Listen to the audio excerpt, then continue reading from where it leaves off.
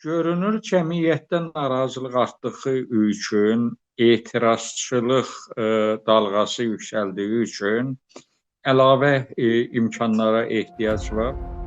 Milli Məclis psixiatriya yardımı haqqında qanuna dəyişiklik etməyə hazırlaşır. İyunun 17-sində Parlamentin Səhiyyə Komitəsində müzakirəyə çıxarılan dəyişikliyə görə vətəndaşa öz razılığı olmadan polis qərarı ilə psixiatriya müayinəsinə aparmaq mümkün olacaq. Xəbərə sosial şəbəkələrdə münasibət bildirən xeyli istifadəçi isə qanun layihəsinin xoşməramlığına şübhə edib. Onlar iddia edirlər ki, bu cür qanun polisə istənilən şəxsi məcburi qaydada psixiatriya müəssisəsinə yerləşdirmə imkanı verəcək. Milli Şuranın sədri tarixçi Cəmil Həsənli də eyni fikirdədir. O xatırladır ki, Sovet İttifaqında və nasist Almaniyasında bu cür qanunlar dissidentləri cəzalandırmaq üçün işlədilib. Sovetlərdə Xruşov islahatlarından sonra azad fikirlilik genişləndiyi üçün və dünyaya müəyyən qədər Sovet İttifaqı açıldığı üçün adamları artıq Stalin devrində olduğu kimi açıq həbs edə bilmirdilər. Ona görə də o qeyd edilən məcburi müalicə geniş yayılmışdı. Sovet dissidentlərinin demək olar ki, hamısı bu məcburi müalicədən keçibdir. Tarixçi nümunə olaraq məşhur Sovet dissidenti Vladimir Bukovskinin adını çəkir. Onun sözlərinə görə Bukovski Sovet İttifaqında insan haqlarının vəziyyəti haqqında xarici jurnalistlərə danışdığına görə 12 il psixiatriya xəstəxanasında saxlanılmışdı. Azərbaycanda da indiyə qədər belə bir qanun qüvvədə olmasa da, siyasi fəalların psixiatriya xəstəxanasına salınması halları olub. Hansı inkişaf etmiş ölkənin vətəndaşı banka borçlu qalır? Hansı inkişaf etmiş ölkənin vətəndaşı küçələrdə düşüb zibil yığır, ha?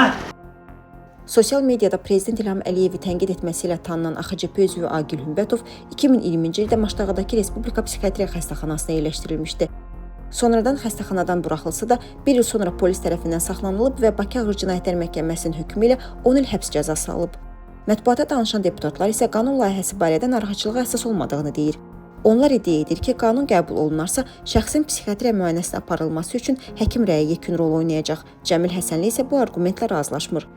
Azad olmayan ölkələrdə həkimin rəyi nə qədər, nə dərəcədə etibarlıdır və nəzərə almaq lazımdır ki, elə həmin o Bukovskidə və deməli digər dissidentlər də bilavasitə həkim rəyi ilə saxlanılırdılar. Hüquqşünas Zakir Bayramov deyir ki, inkişaf etmiş ölkələrdə polisin şəxsləri məcburi olaraq psixodispanseriyə yerləşdirmə təcrübəsi var. Lakin o düşünür ki, Azərbaycanda bu cür qanunun sui-istifadə olunma ehtimalı çoxdur. Bu zəruriliyini də təbii ki, dövlət qurumu əsaslandırmalıdır ki, bu niyə zəruri idi? Azərbaycanda bunu əsaslandırmayacaqlar əlbəttə. Azərbaycanda problemdir ki, məhkəmə yəni nəzarəti onsuz da digər qurumların necədirsə, buna da elə olacaq da. Yəni xüsusən də istintaq orqanı məhkəməyə desə ki, yox da nə bilim qərarı bu şəkildə ver, onun göstəriş əsasında qərar verəcək ictimai fəalları olsun, siyasi partiyalar, müxalif siyasi partiyaların funksionerlərinə olsun, bunlar tətbiq edilsə, əlbəttə ki, yəni məhkəmə müstəqil qərar qəbul etməyəcək də. Yeni qanun layihəsi birinci oxunuşda baxılması üçün Milli Məclisin plenar iclasına tövsiyə edilib, lakin nə vaxt baxılacağı hələ müəyyən deyil.